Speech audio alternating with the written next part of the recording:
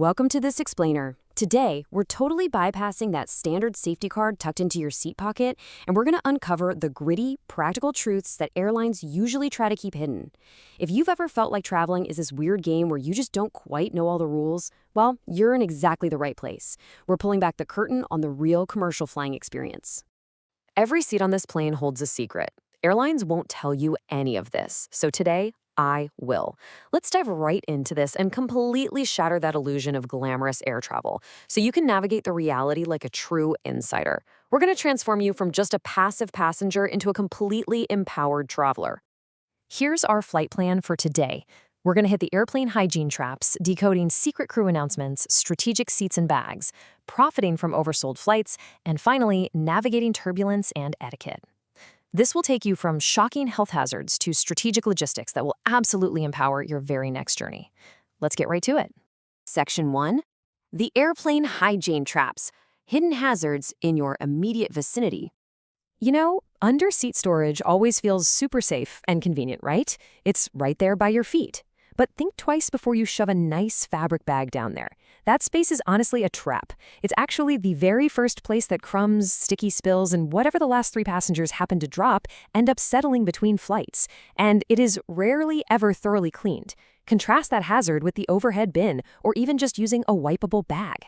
If your personal item absolutely has to go under the seat in front of you, keep it zipped tightly shut and make sure it's made of a durable, wipeable material, not a fabric that just acts like a sponge for cabin floor mysteries.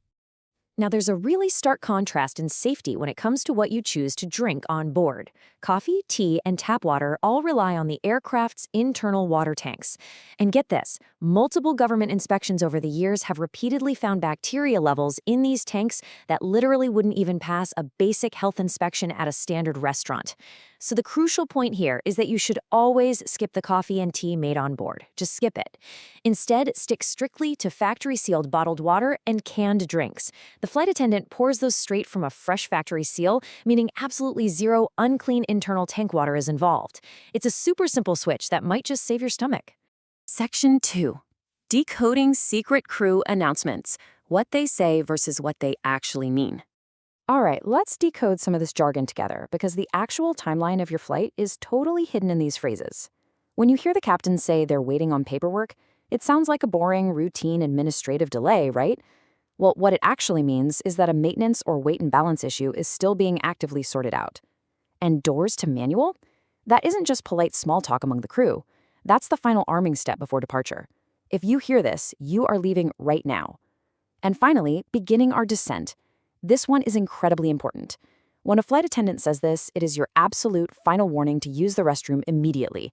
The seatbelt sign is coming on very shortly, and it's going to stay locked on until you are completely parked at the gate. You definitely do not want to be trapped in your seat. Section 3. Strategic seats and bags. Master the seat map and layovers. So before you even hit book on your ticket, you really need to actively match your seat to your personal priority. Want to avoid a steady stream of foot traffic and, well, lingering odors? Avoid the rows directly next to the lavatories. Trying to get some actual sleep? Avoid the very back rows near the galleys, where the crew preparation, the ice scooping, and the chatter practically never stop. Now, what about the bulkhead rows?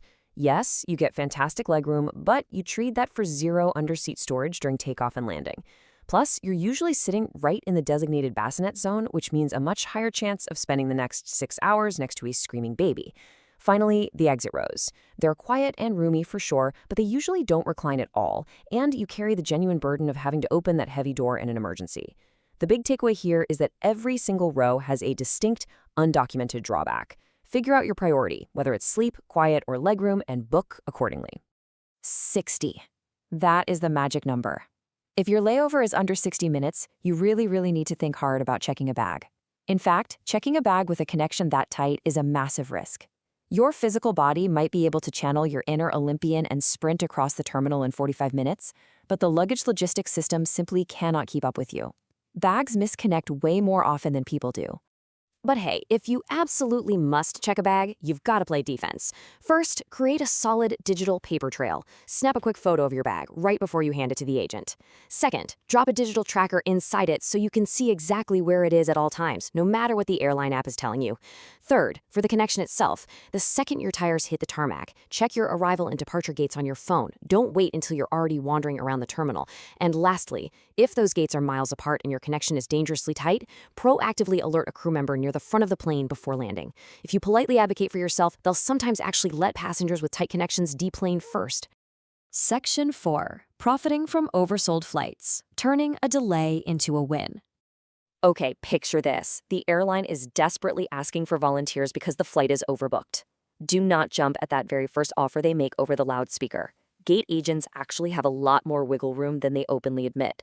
Step 1. Politely approach the desk, decline their first offer, and ask what else is available. Do not be afraid to counter for a higher amount. Step 2. Confirm a guaranteed seat on a specific later flight. You absolutely do not want to give up your seat just to be put on standby.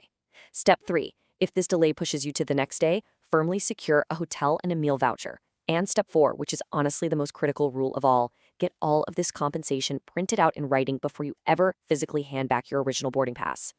Section 5. Navigating turbulence and etiquette. Final tips for a smooth ride. So, when do you think most turbulence injuries actually happen? You'd probably naturally guess the biggest danger is when the pilot comes over the intercom, tells the flight attendants to secure the cabin, and announces rough air ahead. But the reality of turbulence injuries is actually much more surprising. They happen almost entirely during unexpected, unannounced turbulence. Clear air turbulence can drop a plane suddenly without any warning on the radar whatsoever. This is exactly why you absolutely must keep your seatbelt loosely fastened across your lap the entire time you are seated, completely regardless of whether that overhead seatbelt sign is illuminated or not. The announced turbulence is expected, so people naturally brace for it. It's the sudden jolts that cause the most harm to passengers who decided to unbuckle just to get a bit more comfortable. We've all seen it, right? People crowding the gate the absolute second their zone is called, just desperate to get on first. But standing in a long line to board early just drains your energy and leaves you standing in a stuffy, cramped jet bridge. It definitely doesn't get you to your destination a single minute faster. Ironically, the exact opposite is true at the end of the flight. When everyone stands up at once the second the plane stops at the gate, it creates this massive, immovable jam. Waiting your turn to the plane systematically allows the front rows to clear out smoothly and actually makes the entire process significantly faster for everyone on board. None of this makes flying glamorous, but it makes it predictable. All of this insider knowledge, from knowing exactly where your drinking water comes from, to translating pilot speak, to aggressively negotiating your way out of an oversold flight, it really strips away that vintage Hollywood magic of travel. But what it replaces it with is total control.